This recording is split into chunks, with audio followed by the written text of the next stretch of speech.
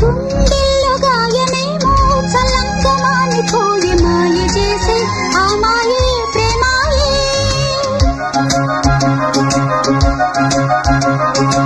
ఎంత గాయమైన గానీ నానేనికేమి కాదు పువ్వు సోకి నీ సోకు కందేనే.